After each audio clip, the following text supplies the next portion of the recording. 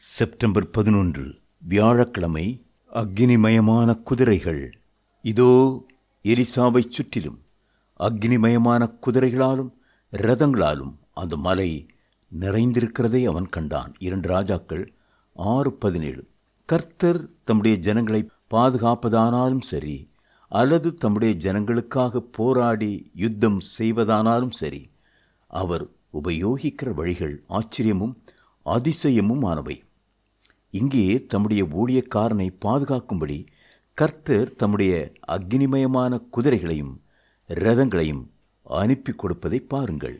Elisha ஒரு சாதாரணமான எளிய வாழ்க்கை வாழ்ந்தவர்தான்.